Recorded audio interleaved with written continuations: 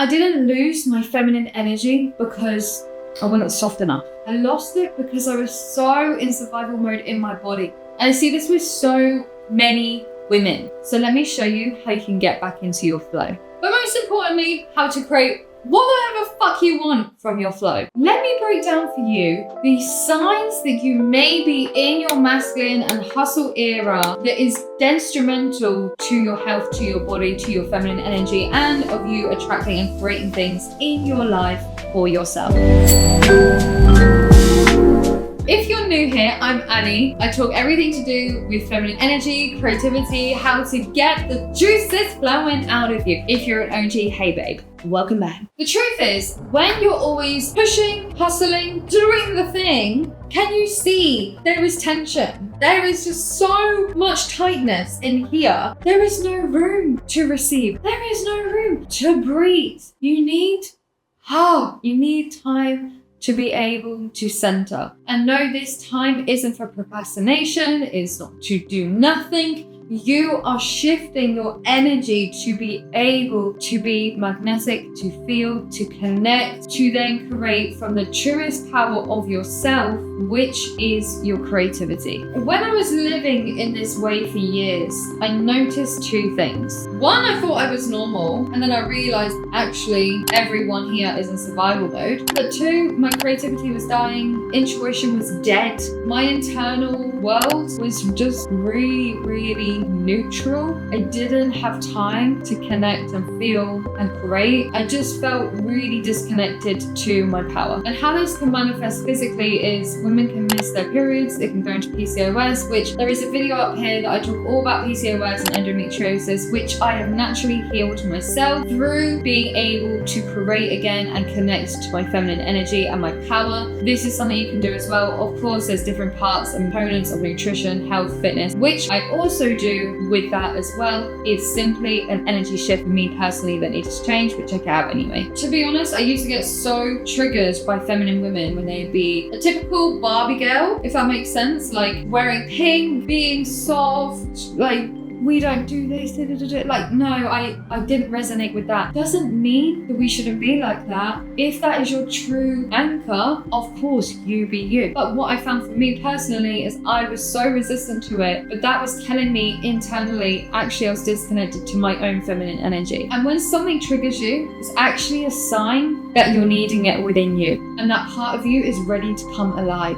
Okay, these signs are signs that you can identify today if you are more in your masculine and resisting the feminine. First, you're so in your head, your body is just neutral. You actually are just looking at it as it's just a thing. If you're operating like this, babe, I feel you. I have been here, believe me. And in true transparency, when I catch myself being in this hustle era of where I'm living right now in Dubai, it can be like that. So I actively have to notice more and more frequently, am I creating? Am I simply in my flow? Am I connected to my body? There are areas in everyone's life where they do find there is that part where they filter through, but it's identifying, am I so in my head right now, or am I in my body, my intuition, my creativity? Two, you're resisting softness in replacing it with hardness, and it usually feels unsafe to let go. It actually feels safer to keep pushing, to keep hustling, keep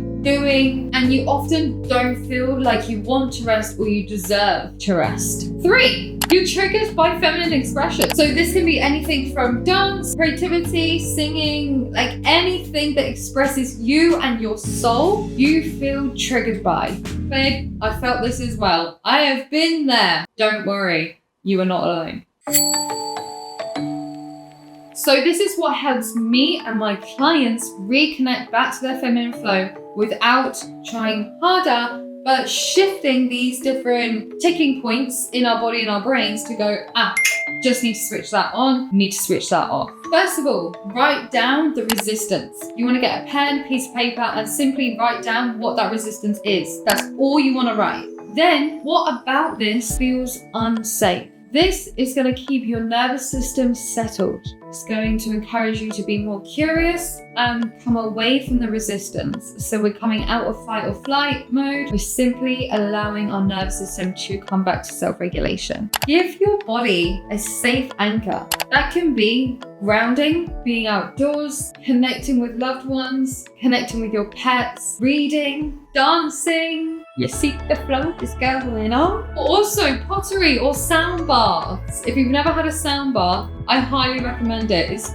sweet. Basically anything that is the sensory awareness is gonna bring, again, your nervous system into a more self-regulated state. That is also allowing you to be able to switch on that mode in your brain and going, you can rest, you can feel. Whatever those switches are gonna help you do that. Whatever it is, do the sensory input. Not overload, but something that is gonna be able to allow you to feel again. My favorite, allow pleasure back in your life. Pleasure does not mean sex. It actually means all different forms of your life. Doesn't have to be that one thing that society has created it to be. Pleasure can come from different things, which are things like art, touch, texture, witnessing visuals, softness, sensuality. And that can come under different categories of activities. Like I mentioned before, dancing, painting, pottery, the list goes on. These open up that feminine body to be able to switch on and go, I can feel my way through this. When you stop forcing and start feeling, your body is allowing yourself